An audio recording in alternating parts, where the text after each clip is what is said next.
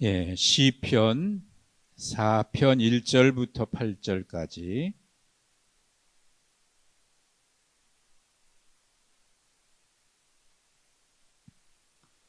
시편 4편 1절에서 8절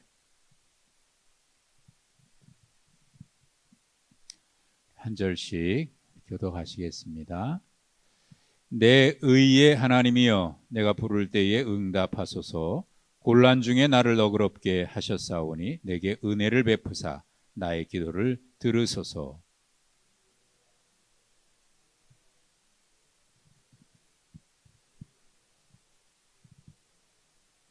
여호와께서 자기를 위하여 경건한 자를 택하신 줄 너희가 알지어다. 내가 그를 부를 때에 여호와께서 들으시리로다.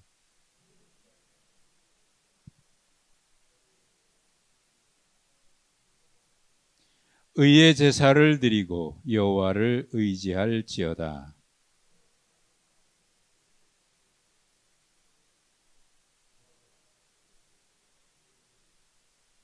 주께서 내 마음에 두신 기쁨은 그들의 곡식과 새 포도주가 풍성할 때보다 더하니이다.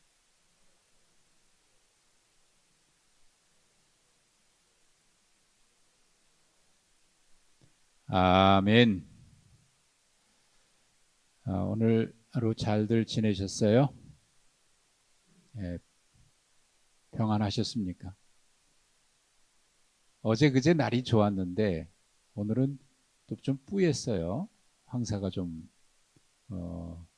미세먼지도 많았던 것 같고 뿌였는데 그래도 요즘에 날씨가 한낮에는 뭐 여름 이제 막 곧 다가올 것처럼 포근하고 그렇습니다. 미세먼지만 없으면 오늘도 좋았을 텐데 좀 뭐 살다 보면은 흐린 날도 있고 맑은 날도 있고 그러는 거죠. 며칠 또 좋았으니까 오늘 이래도 매일 따뜻한 햇빛만 있으면 좋을 것 같은데 그러면 또 못 살잖아요. 비도 와야 되고 삶이 그렇지 않겠습니까? 아무튼 오늘도 하나님의 도우시는 은혜로 하루 종일 여러분 평안하셨으리라 믿고 또 매일 도우시는 하나님의 그 은혜를 우리는 누리면서 살아가고 있습니다. 하나님의 은혜 안에 있으니까 말이죠. 우리는 하나님의 은혜 안에 있습니다.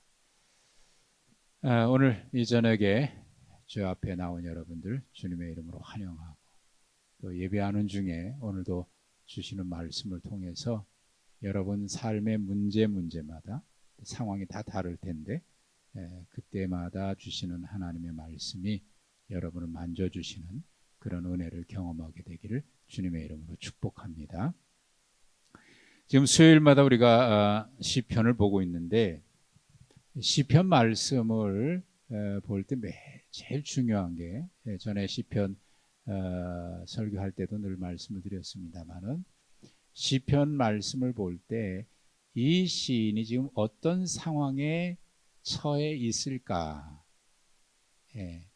그것을 찾아내는 게 굉장히 중요합니다. 왜냐하면 시는 시라고 지난주에도 말씀드렸습니다만은 우리가 시편이라 그러니까 시라고 얘기하잖아요. 일반적으로 그러니까 시 그러면 우리가 생각하는 건 뭐예요? 이제 책상에 앉아서 머리로 시상을 떠올리고 아름다운 글로 아름다운 단어와 뭐 이렇게 해서 운율을 따라 뭐 이렇게 하고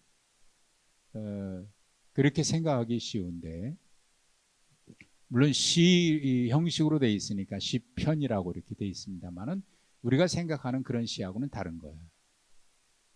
물론 예전에 우리 학교에서 배울 때 뭐 시조라든지 뭐 이런 걸 보면은 그 유배당에서 시골 구석에 아무도 사람 찾아오지 않는 그곳에서 자기의 고난, 어려움, 외로움 이런 것들을 생각하면서 썼던 시를 읽어보면은 그 안에 그 시인이 어떤 아픔이 있고 어떤 상처가 있고 어떤 외로움이 있고 어떤 문제가 있다라고 하는 것이 그 시로 다 표현이 되잖아요. 그러니까 이제 이 시편을 말씀을 읽을 때도 역시 그게 굉장히 중요합니다. 자, 여러분이 이 말씀을 시편 4편을 읽었는데 이 시인은 이제 제목에 다윗의 시라고 되어 있으니까 우리는 벌써 다윗이라고 하는 것을 이제 짐작하고 이제 알게 되는데 이 시인이 어떤 상황에 처해 있을까? 어떤 상황인 것 여러분 생각할 때 어떤 것 같아요? 1절에 이런 말씀을 했어요. 내 의의 하나님이여 내가 부를 때 응답하소서. 지금 기도하고 있는 거잖아요. 기도하고 있는 거예요. 내가 부를 때에 응답하소서. 그리고 1절 끝에 보면은 나의 기도를 들으소서. 그러니까 분명히 기도하고 있는 것만은 틀림없는데 거기에 보면 1절 중간절에 보면 곤란 중에 나를 너그럽게 하셨사오니 내게 은혜를 베푸사 나의 기도를 들으소서. 이렇게 돼 있거든요. 곤란 중에 나를 너그럽게 하셨사오니 이게 요거는 시제로 말하면 과거입니까? 현재입니까? 미래입니까? 네? 과거죠? 곤란 중에 나를 너그럽게 하셨사오니 그러니까 예전에 곤란한 일을 하려 여기 곤란하다 그러니까 요즘 무슨 곤란한 문제일까 좀 약한 느낌이 있습니다만은 그가 당한 환난을 얘기하는 거예요. 어려운 중에 예전에 어려움을 당했는데 그때 하나님께서 나를 너그럽게 했다는 얘기는 도우셨다 이제 얘기예요. 그 어려운 가운데서 하나님께서 나를 문제를 해결해 주셨다. 그런 의미겠죠. 그러니까 이런 경험을 했던 거예요. 예전에 그런 문제가 있었다 이거예요. 그런데 하나님이 도우셔서 그 어려움을 해결한 적이 있는 거예요. 그러니까 이 문제는 지금 과거 문제겠지요. 그 과거에 하나님이 도우신 은혜를 경험한 그런 분명한 체험이 있는 거예요.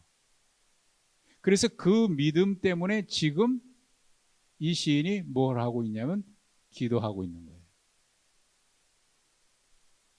우리 신앙 경험은 매우 우리의 신앙에 있어서 유익하잖아요. 제가 늘 말씀을 드리는데 신앙은 믿음은 하나님의 은혜를 회상하는 능력과 비례한다고. 예전에 하나님이 도우셨던 것은 그것으로 끝나지 않고 현재도 도우시는 하나님, 어제나 오늘이라 영원토록 동일하신 하나님. 그러니까 과거에 하나님을 경험한 그것이 지금 내가 어떤 문제를 만났을 때도 하나님 그때도 그러셨지 지금도 하나님이 그러실 거라고 하는 믿음으로 지금 기도하고 있는 거예요. 그러니까 내가 기도하리이다. 내 의의 하나님이여 내가 부를 때 응답하소서. 그리고 끝부분에 나의 기도를 들으소서라고 얘기하고 있는 걸 보면 그리고 이 기도할 때 이 시인이 과거의 곤란한 중에 하나님이 도우셨던 은혜를 기억하면서 기도하고 있다라고 하는 것을 보면 지금 이 시인이 어떤 상황에 있을 것 같다 짐작이 되죠. 지금도 과거의 곤란한 문제를 당했던 것처럼 지금도 어려움을 당하고 있다 그 말입니다. 이게 우리 성경에도 분명히 이제 내가 부를 때 응답하소서 그러면서 곤란 중에 응답하셨으니 너그럽게 하셨으니 이게 이제 시제가 나타나 있으니까 분명히 알 수 있어요. 그럼 지금도 뭔가 어떤 문제를 가지고 하나님 앞에 뭐 하고 있다?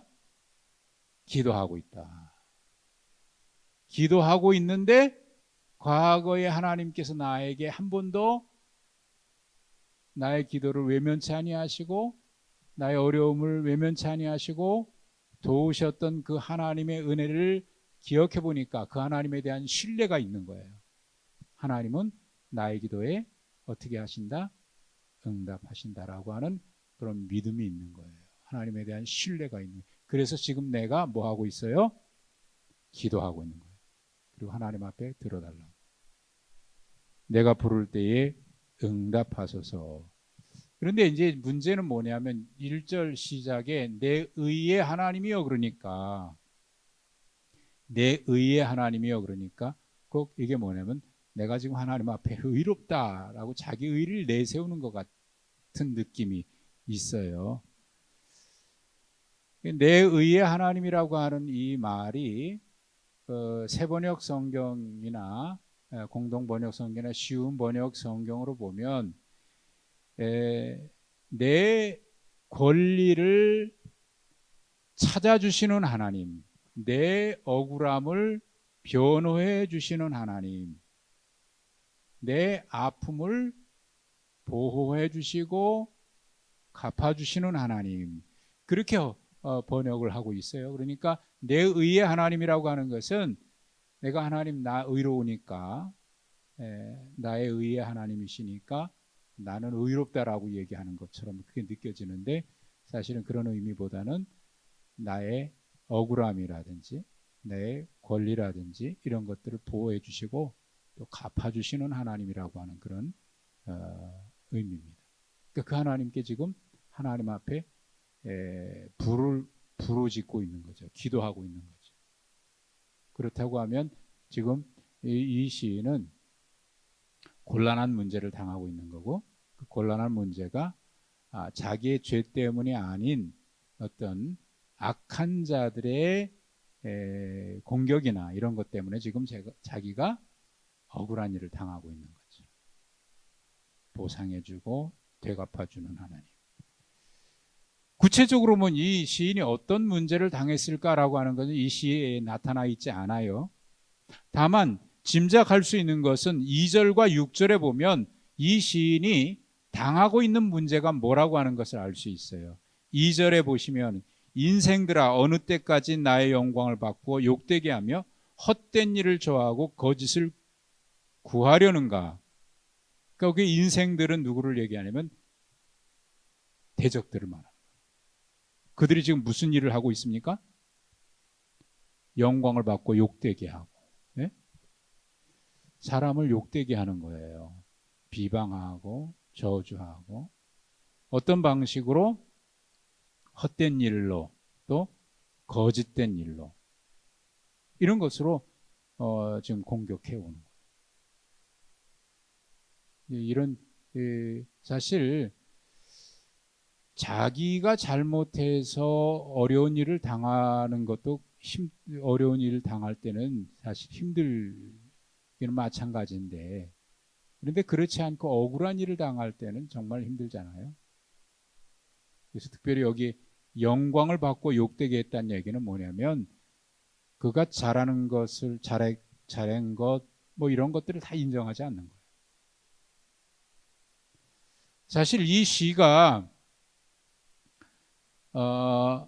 구체적으로 어떤 상황인지에 대한 설명이 없기 때문에 그러나 이 시의 내용을 봤을 때는 많은 학자들이 이 3편과 같은 상황일 거라 이렇게 짐작하는 분들이 많아요. 3편 같은 경우는 압살롬을 피해서 지은 시 지난번에 우리가 보셨잖아요. 압살롬의 반란, 아들의 반란 때문에. 그러니까 이 시도 역시 그런 상황이거나 그와 비슷한 버금가는 그런 어려움일 거다. 그래서 두 가지로 보는데 하나는 압살롬의 반란일 것이고 또 하나는 사울의 그 박해 죽이려고 하는 그 곤란한 상황을 피해서 도망 다니고 있던 그런 상황이 아닐까. 왜냐하면 다윗에게 물론 고난이 많았지만 그때가 가장 힘들지 않았을까 이렇게 짐작을 하기 때문에 그래서 3편과 4편을 같은 상으로 보는 경우가 그렇게 보는 학자들이 많이 있습니다만은 어쨌든 2절에 보면 거짓으로 헛된 일로 지금 비난하고 영광을 바꿔서 욕되게 하는 거예요. 그가 잘했던 거 하나도 인정하지 않아요. 그리고 6절에 보면 여러 사람의 말인데 이 여러 사람이 누구일까요? 이것도 역시 대적들이죠. 2절에 얘기하고 있던 것처럼 인생들아 그 거짓을 꾸미고 공격하는 그 사람들이죠. 여러 사람의 말이 그들이 뭐라고 공격하냐면 우리에게 선을 보인 자 누구냐? 우리에게 네가 잘한 거 있으면 선한 거 있으면 한번 내보여라. 그러니까 그를 비난하고 공격하고 거짓을 꾸미고 그러니까 모든 걸 다 비난하는 거예요. 그래서 우리에게 선을 보인 자 누구냐 이렇게 말하는, 한번 선한 거 있으면 한번 내놔봐라. 뭐 여기 선하다라는 얘기가 그저 착한 일을 했다든지 좋은 일을 했다든지 그런 의미라기보다는 여기 앞에 3절에 보면은 3편에 보면은 2절에 이런 말씀이 있죠. 많은 사람이 나를 대적해서 뭐라고 얘기하냐면 저는 하나님께 구원을 받지 못한다. 그런 공격을 하잖아요. 그러니까 너를 도와주는 분이 있냐? 너 하나님이 있는데 하나님이 널 도와주고 계시냐? 그런 신앙에 대한 공격일 수도 있어요. 선을 보여봐라. 선을 보일 자 누구냐? 아무도 없다. 도움을 받지도 못하고 하나님께도 도움을 받지 못한다. 하나님이 저를 지켜주지도 않는다. 뭐 이런 공격을 지금 당하고 있는 것처럼 보여요. 그러니까 2절과 6절은 그가 처해 있는 상황이 어떤 상황인지를 말하고 있는 거고, 1절에 과거의 곤란한 문제에서 응답받은 것을 기억해내면서 지금 기도하고 있으니까 이런 문제 때문에 지금 하나님의 도움을 구하고 있는 거다. 하나님께 기도하고 응답을 기다리고. 이게 이제 이 시인의 처해 있는 삶의 자리입니다. 환경. 그러고 보면 이만큼 이 말씀을 보고 해석을 하면, 이제 읽어보면, 지금 나도 지금 그런 어려움을 당하고 있는데 하고 나의 문제하고 연결이 될 수 있어요.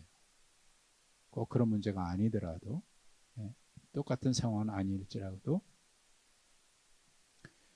자, 지금 이런 상황인데, 이런 상황에서 이 시인이 과거에 하나님이 도우셨던 그 은혜를 기억하면서 지금 하나님 앞에 기도하고 있는, 이런 어려운 일을 당하면서 그가 하고 있는 일이 뭐냐면 하나님 앞에 기도하고 있는, 이게 믿음의 사람인 거예요. 이게 믿음의 사람. 변명하지 아니하고 다른 사람들처럼 사람을 의지하거나 다른 방법을 쓰지 아니하고 하나님을 가실, 과거에 도우셨던 하나님이 지금도 하나님이 나의 기도를 들으실 거라고 하는 것을 믿고 있기 때문에 1절에 내가 부를 때 응답하소서, 나의 기도를 들으소서, 그러면서 3절 끝에 보면 이렇게 얘기하죠. 내가 그를 부를 때 여호와께서 들으시리로다. 들으시리로다. 앞에 내 기도를 들으소서라고 하는 거하고 들으시리로다라고 하는 거하고 다르죠? 하나님이 분명 내 기도를 들어주실 것에 대한 믿음이 있는 거예요. 그 믿음은 어디서 왔냐면 3절에 보면은 여호와께서 자기를 위하여 경건한 자를 택하신 줄 너희가 알지어다. 하나님 앞에 지금 자기가 경건하다고 얘기하기보다는, 하나님 앞에 내가 경건하고 의롭다라고 얘기한다기보다는 지금 자기는 그런 억울한 일 당하고 비난당하고 공격당하고 막 헛된 말 이렇게 공격해도 그 하나님이 경건한 자를 택하시고 경건한 자와 함께 하시는 것을 믿고 있기 때문에 하나님 앞에 어떤 자세를 갖겠다라고 하는 것이 나온 거예요. 이런 상황에서도 나는 경건한 자세를 잃지 않겠다고 하는 믿음. 이게 믿음의 사람 아니겠습니까? 그런 상황에도 너는 그럴지 모르지만 나는 경건한 신앙을 유지하겠다. 나는 믿음으로 살아가겠다라고 하는 그런 고백이기도 한 거예요. 왜? 하나님이 경건한 자를 택하시기 때문에. 자기를 위해서 경건한 자를 택하셨다는 얘기는 경건한 자를 도우신다는 얘기이기도 하고요. 하나님이 함께 하신다는 것. 그 앞에 그 고백하고 이제 연결되는 거니까. 자, 이게 지금 이 시인이 고백하고 있는 거예요. 그래서 기도하고 있는 거예요. 그러고 보면 여러분, 우리가 하나님 앞에 기도하는 것이 이 시인의 마음하고 같지 않을까요? 하나님 앞에 기도한다면 우리가 어떻게 살아야 되는 거예요?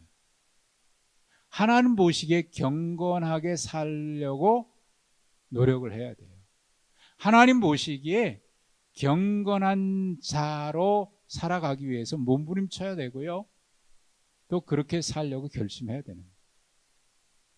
하나님은 경건한 자의 기도를 들으시니까 말이죠. 우리 기도하는 하나님 믿는 사람들이 그런 믿음의 자세를 가지고, 그래, 세상은 악해도 나는 하나님 앞에 경건한 자로 살아가겠다. 그러면서 하나님 앞에, 하나님 나를 도와주십시오. 과거에 도우셨던 것처럼 지금도 나의 억울함을 돌아보시고 나의 기도를 들어주십시오.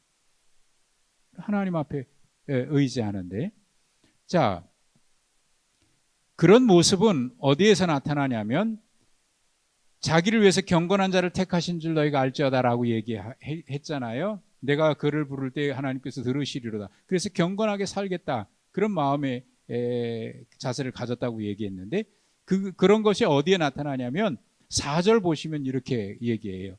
너희는 떨며 범죄하지 말지어다. 자리에 누워 심중에 말하고 잠잠할지어다. 여러분, 이거 누구에게 하는 얘기 같아요? 너희는 떨며 범죄하지 말아라. 자리에 누워 심중에 말하고 잠잠하라. 누구에게 말하는 거예요, 이게? 자기 자신에게 말하는 걸까요? 원수들에게 말하는 걸까요? 누구에게 말하는 것 같아요? 자, 앞에 이런 말씀, 3절에 제가 말씀드린 거를 이제 연결해 보면, 자기를 위해서 하나님 경건한 자를 택하셨다라고 얘기했거든요. 그러니까 이것은 내가 이렇게 살겠다라고 하는 마음인데, 4절과 5절은 자기 자신에게 하는 말이기도 해요. 그러니까 나도 너희들처럼 뭐 헛된 말 하지 않고 거짓말 꾸미지 아니하고 범죄하지 말고 자리에 누워 심중에 말하고 잠잠하라. 자기 자신은 그렇게 하겠다라고 하는 결심, 자기 자신을 향해서 그런 마음을 가지고 있는 거예요. 나는 그렇게 살겠다는 거예요. 너희들이 이렇게 떠들어도 나는 잠잠합니다. 심중에 말하고 하나님 앞에 범죄하지 않고 잠잠합니다. 그리고 5절에 있는 것처럼 의의 제사를 여호와께 드리고. 근데 동시에 이건 자기에게 얘기하기도 하는 것이지만은, 자기의 결심이기도 하지만, 자기의 태도예요. 내가 그렇게 살겠다, 그런 태도이기도 하지만은, 또 하나 동시에 이게 압살롬의 반란으로 인해서 도망가는 상황이라고 하면, 지난주에도 말씀을 드렸습니다만은 압살롬의 상황이니까, 예루살렘 궁궐에서 도망가서 요단강을 건너갈 때 사울의 친척 중에 하나가 시므이가 얼마나 비난합니까? 왕인 다윗을 보고 막 비난하잖아요. 잘됐다 말이지, 하나님 앞에 버림받았다. 그때 요압이, 다윗의 군대 장관이죠, 요압이 가서 죄송합니다, 성경은 그렇게 나와 있어요. 저 개 같은 놈을 내가 당장 가서 죽여버리겠다고 했더니 내버려둬라. 하나님이 저를 통해서 나의 죄를 생각나게 하는 것이라면 그를 왜 내가 그걸 가서 죽여야 되겠냐. 사실 여러분 생각해 보면요, 이럴 수 있어요. 다윗은 그냥 모르는 척하고 그래 네가 알아서 해, 이렇게 할 수 있잖아요. 이게 세상 방법이거든요. 세상에서는 내가 안 하면 그만이니까 네가 하고 나는 모르는 거야, 내가 묵인할 테니까 네가 알아서 해. 자기는 피를 안 묻히고 다른 사람이 누군가가 그 일을 해결해 주면 자기는 그의 덕을 보려고 하는 것이 이 세상. 나중에 그게 드러나면 나는 모르는 일이었습니다, 저 사람이 그랬지, 나하고는 상관없습니다 하고 또 선을 그어요. 저 사람하고 나는 관계없는 사람입니다, 저 사람이 죄를 지었지 내가 한 거 아닙니다. 네. 나는 저 사람에게 뭐 받은 것도 없고 아무것도 없습니다. 이렇게 손을 딱 그었잖아요. 이게 정치하는 사람들의 모습이에요. 왕으로서 그 신하가 그러는 거, 그래 네가 꼭 그걸 나한테 얘기해야 되냐? 네가 알아서 처리해. 나는 모르는 일이야. 그리고 묵인하고 그럴 수 있어요. 근데 다윗은 그렇게 치사한 방법 안 쓰거든요. 하나님이 저를 통해서 나를 비난하는 것이라면 내가 그걸 달게 받아야지. 그렇게 하잖아요. 그러니까 여기 얘기하는 게 뭐냐면 떨며 범죄하지 말고 자리에 누워 심중에 말하고 잠잠하라라고 하는 것은 자기 자신의 신앙에 대한 자기 결심이기도 하지만 그 주변에 있는 사람들 있잖아요. 자기와 함께 지금 피난을 떠나기도 하고 억울한 일에 같이 참여하고 있는 그 사람들이 그 중에는 그럴 거예요. 지금 요압이 말한 것처럼 아니 왜 가만히 있냐고 말이지. 우리가 힘이 없습니까? 뭐가 없습니까? 우리가 말을 못합니까? 왜 가만히 있습니까? 바보같이. 그런데 다윗은 얘기하는 그러지 마라. 하나님만 바라보고 잠잠히 있어라. 그 정치적인 그런 사람들을 보면 바보인 거죠. 왜 저렇게 힘이 없어? 능력이 없어? 없으니까 저러고 있지. 만약에 이것이 사울에게서 도망다니는 상황이라고 얘기하면 사울이 다윗을 죽이려고 쫓아오다가 동굴 속에 들어갔을 때나 또 그 외에 다른 상황에서 다윗이 사울을 죽일 수 있는 기회가 2번 이상 있었잖아요. 그때 신하들이 뭐라 그래요? 우리가 가서 이거 하나님이 주신 기회입니다. 이거는 절호의 찬스입니다. 저를 죽일 수 있습니다. 원수 드디어 갚을 때가 있습니다. 하나님께서 원수를 갚도록 허락하신 기회입니다. 우리가 가서 죽이겠습니다. 그랬는데 다윗이 그 일을 못하게 하죠. 나중에는 사울의 옷자락 하나 벤 것까지 회개하잖아요. 그러니까 이 4절의 이 말씀은 범죄하지 말아라. 자리에 누워서 심중에 말하고 잠잠하라. 저들처럼 같이 하지 마라. 이 얘기는 자기 자신이 하나님 앞에 경건한 자로 살겠다고 하는 자기 결심이기도 하면서 동시에 그 주변에 있는 사람들을 다독이는 거예요. 너 그러면 안 돼. 우리가 저들하고 똑같이 하면 다를 게 뭐가 있는 거예요. 우리는 하나님 의지하는 사람이야. 그래서 그 5절에 바로 이어서 얘기하는 의의 제사를 드리고 여호와를 의지할지어다. 여러분, 여기 의의 제사는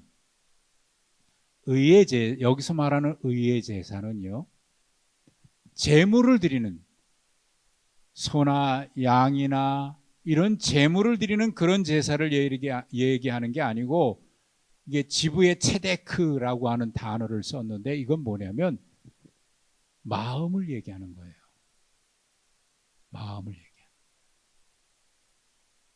그러니까 하나님이 어떤 제사를 하나님이 구하시는 제사가 뭐라고 돼 있습니까? 시편 51편에 보면은요. 이게 다윗의 또 시잖아요. 다윗이 참회하는 시가 있는데 그 참회시 가운데 가장 유명한 참회시가 시편 51편이거든요. 시편 51편을 한번 찾아보십시오. 시편 51편 17절. 시편 51편 17절 함께 읽겠습니다. 시작. 하나님께서 구하시는 제사는 상한 심령이라. 하나님이여 상하고 통회하는 마음을 주께서 멸시하지 아니하시리이다. 여기서 하나님이 구하시는 제사가 상한 심령이라고 해요. 이제 많은 분들이 여기 상한 심령이라고 하는 표현을 이렇게 이해하는 분들이 많아요. 세상 살면서 이런저런 일 때문에 상처받은 심령들 이렇게 이해하는 분들이 많은 것 같아요. 상하고 통회하는 마음. 상한 심령이라 그러니까 하나님, 우리가 세상에 살면서 상한 심령으로 왔습니다. 상처 많이 입었고요. 힘든 일 많이 겪으면서 왔습니다. 하나님이 받으시는 제사는 상한 심령이라 그랬으니까 우리가 상한 심령으로 왔습니다. 이렇게 이해하는 경우들이 많은 거예요. 근데 여기서 말하는 그 상한 심령은 그걸 말하는 게 아니에요.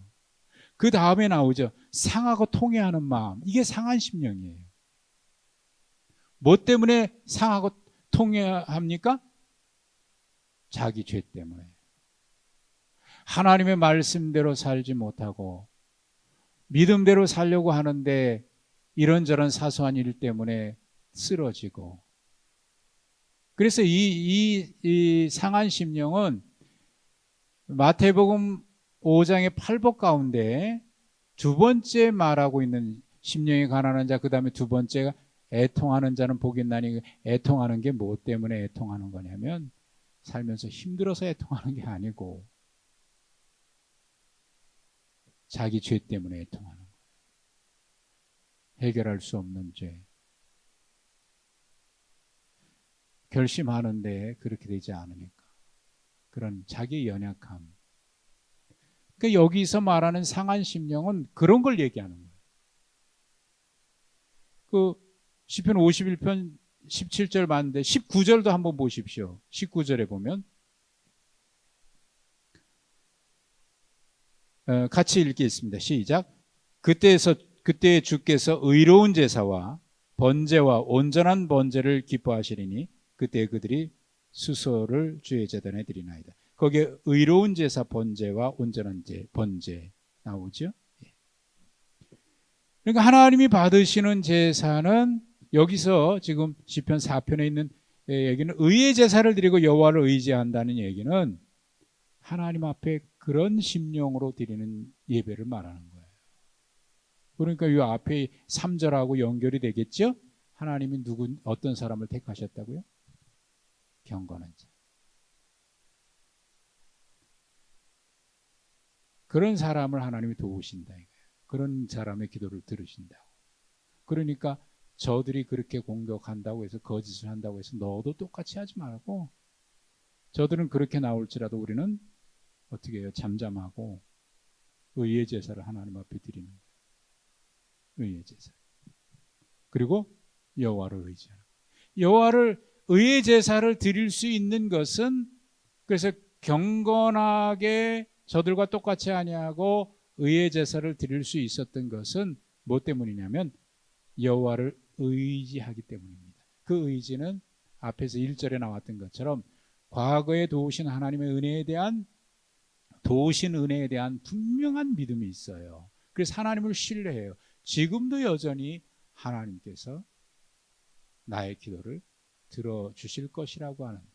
그래서 나의 기도를 들으소서 했던 것이 3절에 들으시리로다라고 바뀌죠.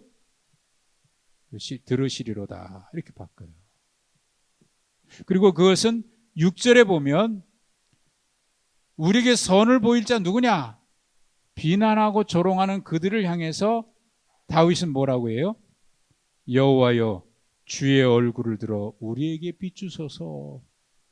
그러니까 지금 다윗은 하나님만 바라보고 그가 구하는 것은 하나님 저들을 없애주십시오. 저들을 망하게 해주십시오. 원수를 갚아주십시오. 이렇게 얘기하지 않고 철저하게 하나님을 신뢰해. 하나님을 바라봐. 하나님만 의지해. 그래서 주의 얼굴을 우리에게 비춰달라. 나를 봐달라는 거예요. 도와달라고. 그러니까 이 다윗의 신앙을 지난 한 달 전까지만 해도 우리가 사무엘 상하를 보고 나서 이 시편을 보니까 그때 다윗의 상황이 다시 이렇게 쭉 연결되지 않아요? 다윗이 하나님 앞에 의의 제사를 드리는 거. 그러니까 다윗은 철저하게 예배의 사람이에요. 철저한 예배의 사람이에요. 그러니까 예배에 있어서 다윗만큼 철저했던 사람이 있었을까 싶을 정도예요. 법궤, 지난주에 말씀드린 대로 법궤 가지고 나오겠다. 압살롬 반역할 때 가지고 나오겠다 그럴 때 그러지 말라는 거죠. 왜 하나님의 법궤를 갖고 나오느냐? 하나님께서 나를 불쌍히 여기셔서 그 말씀 한번 보십시다. 이게 중요한 말씀이니까 사무엘하 15장을 한번 보십시오. 여기 주보를 사이에 껴놓고 사무엘하 15장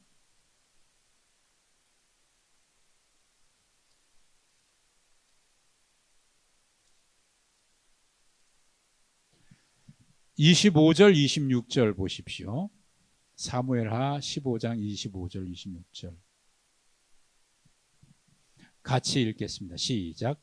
왕이 사독에게 이르되 보라, 하나님의궤를 성읍으로 도로 메어 가라. 만일 내가 여호와 앞에서 은혜를 입으면 도로 나를 인도하사 내게 그 궤와 그 계신 데를 보이시리라. 그러나 그가 이와 같이 말씀하시기를 내가 너를 기뻐하지 아니한다 하시면 종이 여기 있사오니 선히 여기시는 대로 내게 행하시옵소서. 이게 다윗의 신앙이에요. 다윗의. 법궤 가져오지 말라는 거예요. 거기 그냥 두라는 거예요.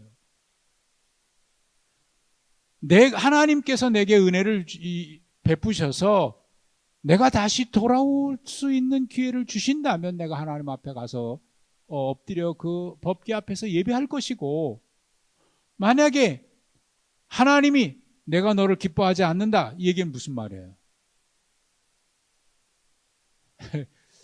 이제 돌아올 수 없다는 거 아닙니까? 이제 끝났다는 거 아니에요? 그렇다면 하나님이 선히 여기시는 대로 행하시옵소서. 이렇게 기도할 수 있을까요? 이렇게 기도할 수 있는 믿음은요, 하나님에 대한 아주 철저한 신뢰예요. 하나님이 어떻게 하셔도 좋다는 거예요. 그만큼 하나님이 하신다면 철저하게 믿는 거예요. 철저하게. 하나님이 허락하셔도 좋고 허락하지 않으셔도 좋다는 거예요. 왜? 하나님의 뜻이니까. 그만큼 하나님을 철저하게 신뢰하는 거예요.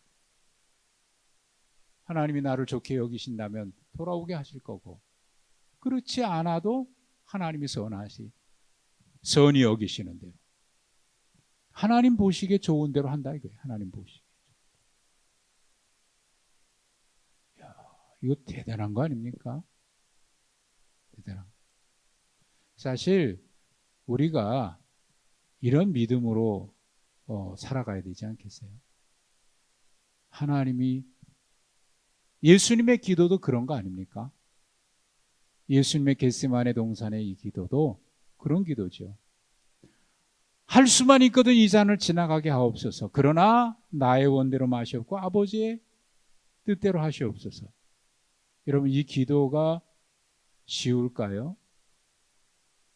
결코 쉽지 않아요. 우리의 마음속에는 언제나 이런 게 있어요. 아버지요, 할 수만 있거든 이 문제 지나가면 안 되겠습니까? 하나님은 모든 것이 가능하오니, 예수님 또 그렇게, 아버지께는 모든 것이 다 가능하오니 아버지여 이 잔을 내게서 지나가게 하시옵소서. 그러나 나의 원대로 마시옵고 아버지의 뜻대로 하시옵소서. 여러분 어때요? 여러분이 원하는 대로 되기를 원합니까? 하나님이 정말 하나님의 뜻대로 하시기를 원하십니까? 어떤 걸 원하세요? 한 분 한 분 얘기해 보세요. 뭘 원하세요? 하나님이 뜻대로 하시기를 원하시, 그분은 그렇게 하신다고 해도 철저하게 맡길 수 있습니까? 여러분, 이건 하나님에 대한 철저한 신뢰가 없으면 이게 쉽지 않아요. 그러면서도 우리 마음속에는 그래, 하나님께서 하실 때는 좋은 일을 주시겠지라고 하는 그런 마음이 우리 속에 남아있어요. 근데 철저하게 하나님 아버지의 뜻대로 하시옵소서. 하나님 보시기에 좋은 대로 하시옵소서. 이 다윗은 여기서만 그런 게 아니잖아요. 마지막 사무엘하 24장에 그 인구조사해 가지고 하나님이 징계하실 때도 내가 사람에게 맡지 아니하고 하나님께 맡기겠습니다. 하나님께. 하나님에 대한 철저한 신뢰죠. 완전히 신뢰하는 그런. 저기 15장 29절에 보면은 그래서 법궤를 다시 가잖아요. 사독과 아비아달이 하나님의 궤를 예루살렘으로 도로 메어다 놓고 거기 머물러 있으니라. 예, 그리고 자기는 가요.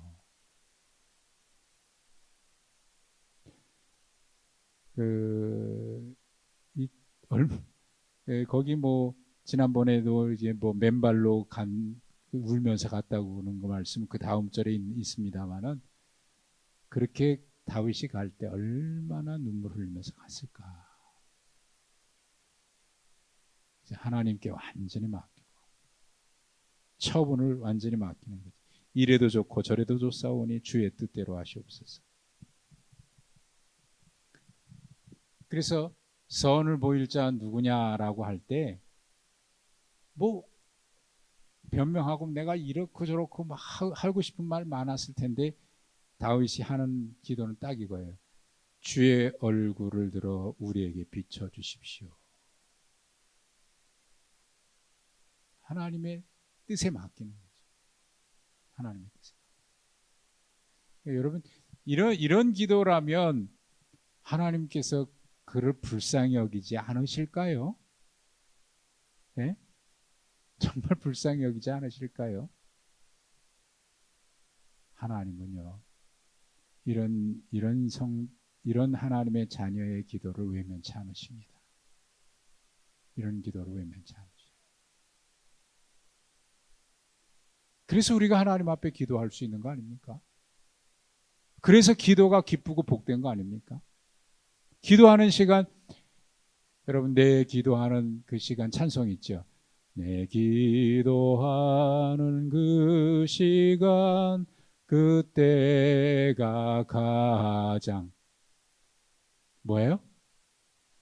예, 귀하지요. 귀한 거예요. 얼마나 즐거운 시간. 왜? 하나님과 독대하는 시간이니까. 근데 하나님과 기도하는 시간이 즐겁지 않고 그렇다면 참 고역이다 그러면 그건 참 이 복된 시간이 그렇다 그러면 불쌍한 거지. 자, 주의 얼굴을 들어 우리에게 비추소서. 그 다음에 고백 보십시오. 이게 기가 막힌 고백입니다. 자, 7절 같이 읽겠습니다. 시작. 주께서 내 마음에 두신 기쁨은 그들의 곡식과 새 포도주가 풍성할 때보다 더하니이다. 예, 주께서 내 마음에 두신 기쁨. 이 기쁨은 뭐예요? 그 하나님을 깊이 신뢰하고 하나님께서 응답해 주실 것에 대한 믿음. 그래서 그 하나님을 정말 철저하게 신뢰하기 때문에 하나님이 어떻게 하셔도 좋다. 그래서 너희들 잠잠하라. 저들 떠든다고 너희들 똑같이 하지 마라. 죽으면 죽으리다라고 하는 것처럼 말이죠. 에스더가 한 것처럼. 정말 다윗은 그런 거 아닙니까? 하나님이 저 사람을 통해서 나를 비난한 것이라면 내가 저 사람을 왜 비난하겠냐. 그건 곧 자기의 고백도로 얘기한다면 하나님을 비난하는 거하고 똑같은 거가 되니까 말이죠. 그래서 하나님만을 신뢰하고 하나님 앞에 믿음의 의의 제사를 드리는 거 아닙니까? 여러분, 제가 처음 그 목회 교육전도사 사역할 때 제가 모셨던 담임 목사님이 그 교육자 회의 할 때마다 종종 하셨던 말씀이 있어요. 그분은 이북에서 피난 내려오셨던 분이고 그 다음에 군목 출신이어가지고요. 교육자들이 뭐 실수하고 그러면 그냥 쏘인다 바로 깠습니다. 이렇게 해가지고 네가 앞으로 목사가 될 거냐고 막 얼마나 야단쳤는지. 예배 시간 정확하게 지켜야지 단 몇 초라도 예배 시간 늦으면 그냥 그 자리에서 막 야단받고. 그만큼 그분은 하여튼 다른 건 몰라도 예배에 있어서만큼, 특별히 목회자가 예배에 있어서만큼은 그냥 얼마나 제가 한번 오후 예배 인도하는데 예배 시작했는데 기도 시간이 됐는데 기도하실 집사님이 자리에 없는 거예요. 오늘 담당인데 그분이 왜 안 들어왔지? 그래서 안 계시니까 어떻게 해요? 그냥 합심 기도합시다 하고 통성 기도하고 눈 딱 떠보니까 거기 앉아있네요. 그날 끝나자마자 얼마나 야단 맞았는지. 왜 야단 맞았는지 아세요? 왜 예배를 20초인가 빨리 시작했냐. 정시에 시작했으면 그 집사님이 그 자리에 있었을 텐데 왜 예배 시간을 20초인가 빨리 시작했냐. 얼마나 호되게 혼난지 몰라요. 아니 생각해보면 예배 기도 순서면은 예배 시작 전부터 와서 앉아 있어야지. 그게 맞잖아요. 제가 잘못했어요? 그 사람이 잘못했어요? 기도 순서면 적어도 한 예배 시작 한 10분 전이 아무리 또 뭐 일이 있어도 한 5분 전쯤엔 들어와서 기도로 준비하고 예배 준비하다가 예배 기도 시간 돼서 기도해야 맞잖아요. 안 그래요? 순서 맡으면 일찍 오세요. 그냥 겨우 시간 맞춰갖고 오지 말고.